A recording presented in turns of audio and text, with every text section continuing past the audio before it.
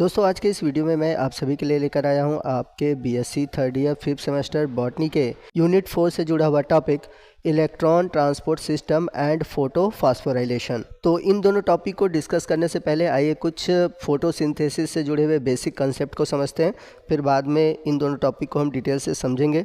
तो फोटोसिंथेसिस होता क्या है, पहले ये समझते हैं। It is a process in which green parts of plants synthesize और manufacture complex organic food substance like carbohydrates using carbon dioxide and water in the presence of sunlight and release oxygen as a by product।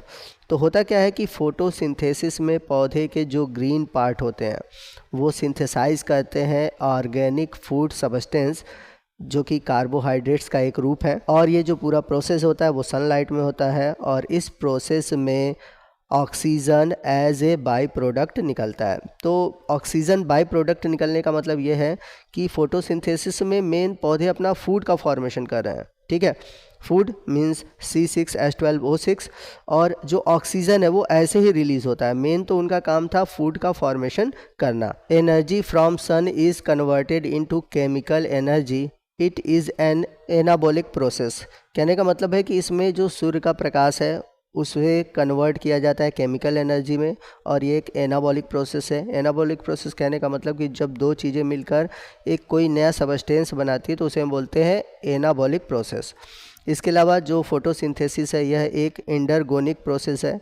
Endergonic कहने का मतलब कि इस process में energy का use होता है, और साथ ही साथ ये एक ऑक्सीडो रिडक्शन प्रोसेस है, यानी कि इसमें ऑक्सीडेशन भी होता है और रिडक्शन भी होता है।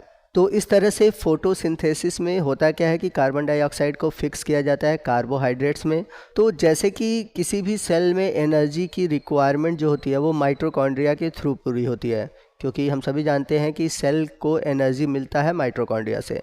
लेकिन प्लांट के लिए जब फोटोसिंथेसिस के लिए एनर्जी की ज़रूरत होगी तो वो एनर्जी माइटोकॉन्ड्रिया से नहीं मिलती, वो एनर्जी मिलती है क्लोरोप्लास्ट से।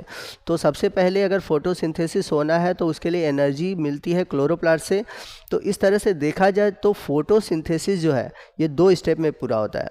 पहले स्टेप को हम बोलते हैं लाइट रिएक्शन, और दूसरे स्टेप को हम बोलते हैं डार्क रिएक्शन। तो यदि हम बात करें लाइट रिएक्शन की, तो लाइट रिएक्शन में लाइट का होना ज़रूरी है, ठीक है। तो बिना लाइट के ये प्रोसेस नहीं हो सकता। अब जबकि बात करें अगर हम डार्क रिएक्शन की, तो डार्क रिएक्शन के लिए लाइट हो या ना हो कोई ज़रूरी नहीं है। तो लाइट रिएक्शन में होता क्या है कि जो क्लोरोप्लास्ट के अंदर जो पिगमेंट है, क्लोरोफिल या फिर अदर जो पिगमेंट है, वो क्या करते हैं, लाइट को एब्जॉर्ब करते हैं, और लाइट को एब्जॉर्ब करके केमिकल एनर्जी के रूप में ATP या फिर जो अदर एनर्जी रिसोर्सेस हैं जैसे कि NADPH है उनका फॉर्मेशन करते हैं। तो ये जो एनर्जी मॉलिक्यूल प्रोड्यूस हो रहे हैं लाइट रिएक्शन में उसे हम बोलते हैं एसिमिलेटरी पावर। बिना इन एसिमिलेटरी पावर के फॉर्मेशन के कभी भी डार्क रिएक्शन स्टार्ट नहीं हो सकता। तो इस एसिमिलेटरी पावर का यूज़ करके कार्बन डाइऑक्साइड को फिक्स किया जाता है, और ये प्रोसेस कहलाती है डार्क रिएक्शन।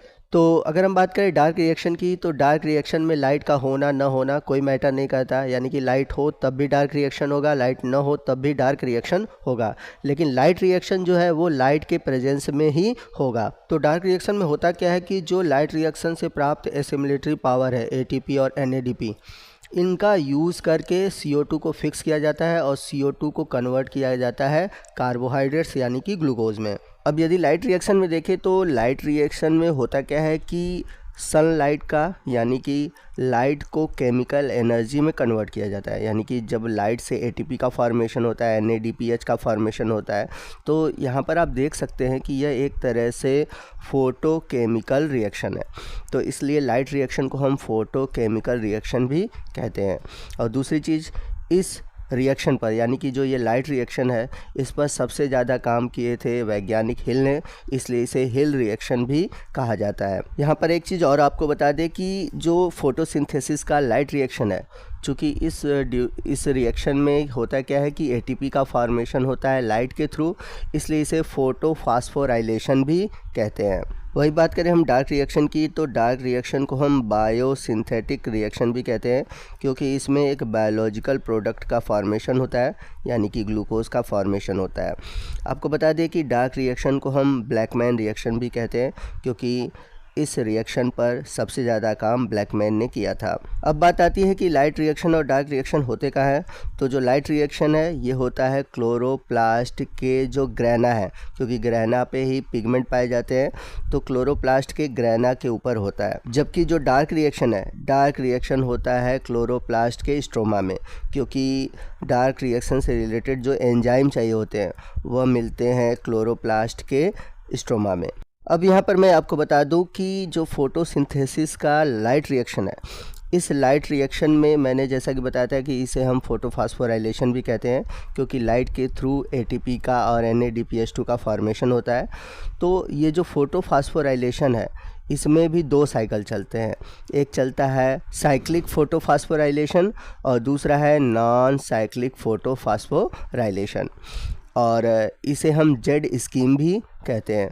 तो एग्ज़ाम में इसे क्वेश्चन बनते हैं। तो साइक्लिक फोटोफॉस्फोराइलेशन क्या होता है, नॉन साइक्लिक फोटोफॉस्फोराइलेशन क्या होता है, इसके बारे में हम अलग से डिटेल में वीडियो में जानेंगे।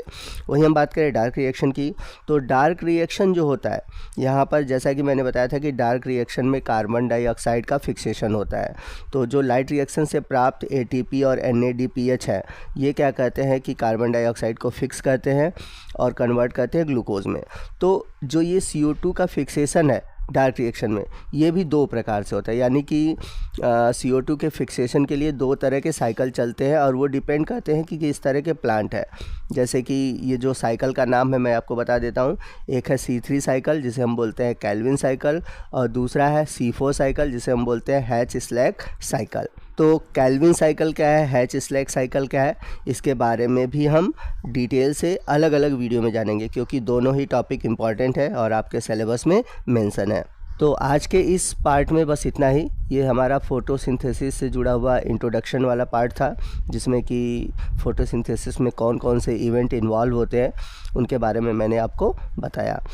तो दोस्तों आपको बता दें कि जिन स्टूडेंट ने हमारे 5th सेमेस्टर का सब्सक्रिप्शन नहीं लिया हुआ है, तो प्लीज़ वो जल्द से जल्द हमारे ₹99 का सब्सक्रिप्शन ले लें, क्योंकि जल्द ही ये ऑफ़र ख़त्म होने वाला है। आप जितना जल्दी ले सकते हैं ले लीजिए।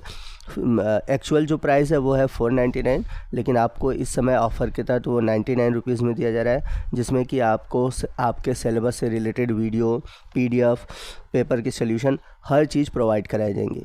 तो अब ये लिमिटेड ऑफ़र है और आप लोगों में से जितने लोग जल्द से जल्द ले सकते हैं वो ले लें, ताकि आपके जो 5th सेमेस्टर की तैयारी है वो आसानी से हो सके। तो आपको आज का ये पार्ट कैसा लगा कमेंट करके ज़रूर बताइएगा। वीडियो अच्छा लगा हो तो वीडियो को लाइक और शेयर करना मत भूलिएगा, और कोई भी डाउट हो आप हमसे कमेंट करके पूछ सकते हैं। तो मिलते हैं अगले वीडियो में अगले टॉपिक के साथ। तब तक के लिए जय हिंद, जय भारत।